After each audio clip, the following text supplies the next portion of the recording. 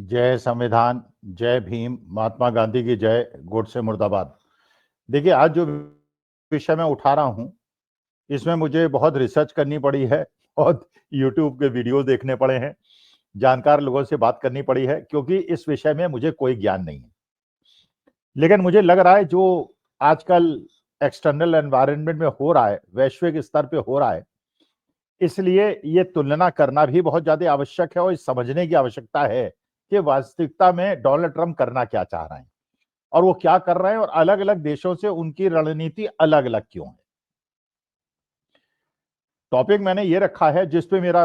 विचार मैं कर रहा हूं। बहुत सारी चीजें समझ में आ रही हैं, बहुत सारी चीजें समझ में नहीं आ रही हैं। वो ये है कि देखिए, जब किसी पशु की या किसी की भी हत्या की जाती है तो हत्या दो प्रकार से की जाती है, जिसे एक तो कहते हैं झटके से हत्या होती है, एक हलाल से हत्या होती है। मेरा भावना किसी की धार्मिक भावनाओं को ठेस पहुंचाने से नहीं है, और अगर किसी की पहुंचती है पहले माफी मांग लेता हूं, वो मेरा मकसद नहीं है। मैं तो केवल एक कंपैरिजन कर रहा हूं एज ए प्रोफेसर, एक अध्यापक के रूप में ये विश्लेषण कर रहा हूं कि झटके में क्या होता है और हलाल में क्या होता है, और आजकल डोनाल्ड ट्रंप अलग अलग देशों से अलग अलग झटका और हलाल की नीति को क्यों अपना रहे हैं। जो मैंने रिसर्च किया, जो मैंने पढ़ा और जानकार लोगों से बात की, उसमें पता ये चला कि कभी किसी जानवर को हलाल किया जाता है, चाहे बकरे को किया जाए या मुर्गी को किया जाए, वो हलाल दो तरह से, उसकी हत्या दो प्रकार से होती है। अंत में मृत्यु तो होती है जानवर की, क्योंकि भाई मानी बात है कि बहुत सारे ऐसे लोग हैं जो नॉन वेजिटेरियन खाते हैं, जो इन लोगों को बड़े स्वादिष्ट जन मान के खाते हैं।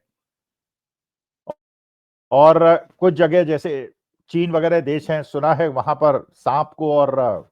बहुत सारी चीजों को खाया जाता है, कहीं गाय को खाया जाता है, जिसको हम गौ मां मानते हैं, हमारे यहाँ बिल्कुल वर्जित है। लेकिन हमारे देश में भी बहुत सारे ऐसे मंत्री हैं मोदी जी के कैबिनेट में जो गौमांस खाते हैं और बड़े गर्व से कहते हैं वो गौमांस खाते हैं, लेकिन मंत्री हैं। लेकिन चलिए, वो एक अलग मुद्दा है। जब भी ये बड़ी बलि होती है, जब भी किसी जानवर को काटा जाता है, तो दो प्रकार से उसको काटा जाता है। एक तो झटका होता है, एक हलाल होता है।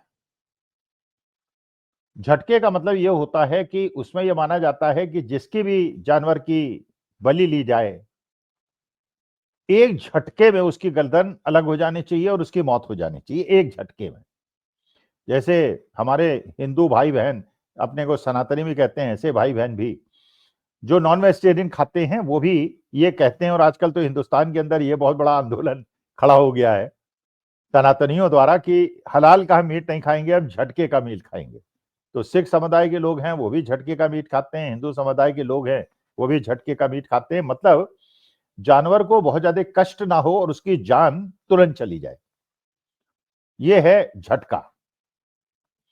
अच्छा, बाकी अरब वर्ल्ड में और जो मुस्लिम कंट्रीज और उनके इस्लाम को मानने वाले हैं, उनका मानना यह है, जो मैंने रिसर्च से पता चलाया, कि वो कोई भी चीज ऐसी नॉन वेजिटेरियन खाते हैं जिसको हलाल करके मारा गया। तो हलाल करने में उनका ये मान्यता है, उनकी ये मान्यता है कि जब गर्दन कटे तो वो पूरी जो उसकी मेरुदंड है वो नहीं कटना चाहिए, और केवल जो उसकी विंड पाइप है वो कटनी चाहिए, जिससे विंड पाइप कट जाएगी, सांस लेना बंद हो जाएगा, वो मर जाएगा, और लेकिन मेरुदंड नहीं कटना चाहिए। अच्छा, उनका लॉजिक ये है, बहुत सारे विशेषज्ञों को इस विषय में मैंने सुना, उनका कहना यह है कि जब मेरुदंड कट जाता है, जैसे झटके में कट जाता है, तो क्या होता है कि दिमाग भी मृत हो जाता है, हृदय भी मृत हो जाता है, और जो ब्लड की पंपिंग है वो बंद हो जाती है, तो जो ब्लड है वो शरीर के अंदर जमा हो जाता है अगर झटके से मौत दी जाए तो।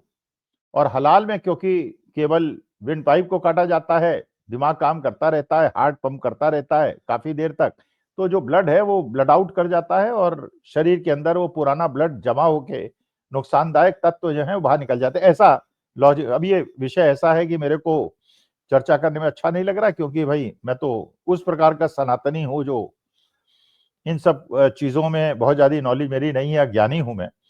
लेकिन क्योंकि विषय मुझे ऐसा लग रहा है कि आज के तारीख में जो डोनाल्ड ट्रंप कर रहे हैं वो भी कहीं झटके से वार करते हैं और कहीं हलाल करते हैं। अभी जैसे उन्होंने वेनेजुला में किया, अब एक अंदेशा तो था कि चीन जो है वो ताइवान पे नजर गड़ाए बैठा हुआ है, चीन जो है वो अरुणाचल पे भारत के नजर गड़ाए बैठा है, अमेरिका जो है वो ग्रीनलैंड में नजर जमाए बैठा हुआ है, और जो लैटिन अमेरिकन कंट्रीज हैं उन पे भी उसकी नजर है। वेनेजुला पे उसकी नजर बहुत पुरानी थी, और वेनेजुला का जो राष्ट्रपति था वो एक प्रकार से वामपंथी राष्ट्रपति था। वो अपनी जनता के हितों के लिए उसने हर प्रकार की सुविधाएं दे रखी थी, 1 रुपए लीटर का पेट्रोल वो देता था और सबको मकान मकान सारी सुविधाएं दे रखी थी, लेकिन वो अमेरिका के दबाव में नहीं डरने वाला, दबने वाला राष्ट्रपति था, अभी भी है। तो ये तो था कि अदावत हो रही है, लेकिन ये किसी ने अपेक्षा नहीं की थी कि अचानक सारे अंतरराष्ट्रीय नियमों का उल्लंघन करते हुए डोनाल्ड ट्रंप अपने प्रशिक्षित लोगों को भेजेगा और रातों रात 2:30 बजे अटैक करेंगे वेनेजुला पे, उसकी राजधानी पे, और वहां जाके वो उनके राष्ट्रपति को उनके बेडरूम से निकाल लेंगे, और जब वो बेडरूम से अपने स्ट्रांग रूम तक भागने की कोशिश करेगा तो उसको वहीं धर दबोचेंगे, 45 सेकंड के अंदर कार्यक्रम हो जाएगा और उसको उठा के अमेरिका ले जाएंगे और वहां जाके कोर्ट पे उसको पेश भी कर देंगे। तो ये झटके से उन्होंने वेनेजुला के साथ किया। अच्छा, अब वेनेजुला के समर्थन में विश्व के सारे करीब करीब देश खड़े हो गए, कोई अमेरिका के समर्थन में तो अभी तक खड़ा दिखता नहीं है मुझे। जो क्यूबा जैसे देश हैं, मैक्सिको जैसे छोटे देश हैं, उन्होंने भी अमेरिका की इस कार्रवाई की भर्त्सना की। रूस, चीन, नॉर्थ कोरिया ने तो खुलकर इसका विरोध किया और ये कहा, और मनी बातें करना भी था क्योंकि वो अपोजिट लॉबी है, लेकिन किसी ने भी अमेरिका का समर्थन नहीं किया जो उसने वेनेजुला के अंदर किया। अच्छा, ये भी बिल्कुल समझना होगा कि 29 नवंबर को माननीय मोदी जी वेनेजुला गए थे, वहां के राष्ट्रपति से झप्पी लगे थे और बहुत सारे समझौते हुए थे, और भारत की बहुत सारा एक्सपोजर है वेनेजुला के अंदर, हमने बहुत सारा इन्वेस्टमेंट ऑयल फील्ड्स पे कर रखा है, क्योंकि ऑयल फील्ड्स के मामले में Venezuela one of the richest reserve वाला कंट्री है। अब सवाल यह है कि वेनेजुला में जो अमेरिका ने किया और किसी की चिंता नहीं की, जो रूस ने किया यूक्रेन में किसी की चिंता नहीं की, इसी प्रकार से अगर चीन ताइवान में करता है या दुस्साहस करता है, खैर हम लोग तो होने नहीं देंगे, हम लोग जान पे खेल जाएंगे, अपनी भारत माता को नहीं आक्रमण होने देंगे, लेकिन जिस प्रकार से कुदृष्टि है, उसकी काक दृष्टि है अरुणाचल पे, तो ये अमेरिका ने रास्ता दिखा दिया है कि अपने अपने क्षेत्र के जो दादा हैं वो अपने आसपास के लोगों को परेशान कर सकते हैं और हम किसी की नहीं सुनेंगे। रूस ने भी दिखा दिया और अमेरिका ने भी दिखाया, अब चीन क्या करेगा ये देखने की बात है। लेकिन ये एक आश्चर्य की बात जरूर है कि भारत के प्रधानमंत्री, जो हम मानते हैं कि विश्व गुरु हैं, और उनके बात के बिना, कि अमित शाह साहब ने भी कहा था, उनके आदेश के बिना वर्ल्ड में पत्ता नहीं खटकता और हर चीज उनके विमर्श से होती है, तो पूरे विश्व के नेताओं ने अमेरिका का वेनेजुला पे इस प्रकार का व्यवहार की निंदा की है, लेकिन मोदी जी के मुंह से एक शब्द नहीं सुना, भारत सरकार के मुंह से एक शब्द नहीं सुना। केवल ये पता चला कि भारतीय सरकार ने एक एडवाइजरी इश्यू की है कि लोग वेनेजुला जाने से बचें। अगर डोनाल्ड ट्रंप ये चाहते हैं, डोनाल्ड ट्रंप चाहते हैं कि वेनेजुला की सरकार उन्हीं के अनुरूप चले और उन्हीं के आदेशों पे चले, उन्होंने घोषित भी कर दिया।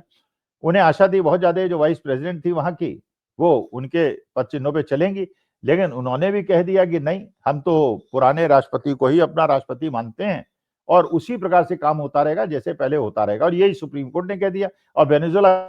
की जनता भी बंदूकें लेकर सड़क पे उतर आई कि हम अमेरिका का विरोध करेंगे, यहां तक कि अमेरिका के अंदर भी डोनाल्ड ट्रंप का विरोध होना शुरू हो गया।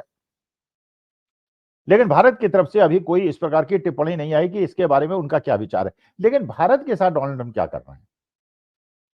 जैसे वहां पे उन्होंने झटके से किया जो भी किया वेनेजुला के अंदर, भारत को तो धीरे धीरे हलाल कर रहे हैं, जबकि हम तो हिंदू मेजॉरिटी राष्ट्र हैं, हमारे यहाँ तो हलाल से नहीं, हमारे सनातनी लोग कहते हैं हलाल मीट खाना चाहिए, हमें तो झटका मीट खाना चाहिए। अब ये अभी उन्होंने स्टेटमेंट दे दिया 24 घंटे पहले, और क्या स्टेटमेंट का मतलब है कि मैं डोनाल्ड, ये मोदी जी तो बड़े बुद्धिमान आदमी हैं, लेकिन मेरे को अच्छे मूड में रखने के लिए वो सब कुछ करने के लिए तत्पर रहते हैं, मुझे खुश करने के लिए सब कुछ करने के लिए तत्पर रहते हैं, और इसीलिए उन्होंने रूस से तेल की सप्लाई को कम कर दिया है। अब सवाल यह है कि अगर वेनेजुएला रूस से अस्त्र शस्त्र खरीदता था और उसके संबंध रूस से थे और इसकी वजह से उसके साथ ये हुआ, तो तेल तो भारत भी खरीदता था, भारत भी युद्ध आपूर्ति अपनी करता है। अच्छा, इसके बाद अमेरिका के रुख को देख के लगता है कि उसका टारगेट वेनेजुएला तो था, लेकिन उसका मेन टारगेट ईरान है और ईरान से भी हमारे बहुत अच्छे संबंध हैं, तेल हम वहां से भी लेते थे जिसे अमेरिका ने रोक दिया। लेकिन इसके बावजूद अब वो ईरान पे भी हमारा बहुत सारा इन्वेस्टमेंट है, हमारे भारत का बहुत इन्वेस्टमेंट है, अडानी जी का बहुत इन्वेस्टमेंट है, राष्ट्रीय सेठ का बहुत इन्वेस्टमेंट है। तो अगर इस प्रकार का दुस्साहस अगर वेनेजुएला के अंदर जो उसने किया है और इसको रोकने में भारत कोई कदम नहीं उठाता है और उसके बाद ये ईरान में अमेरिका कर देता है और चीन जो है वो ताइवान में कर देता है और रूस तो यूक्रेन को रौंदी रहा है, और ये भी दिख रहा है कि यूक्रेन का सहायता अमेरिका नहीं कर रहा है बल्कि यूरोप ज्यादा कर रहा है। और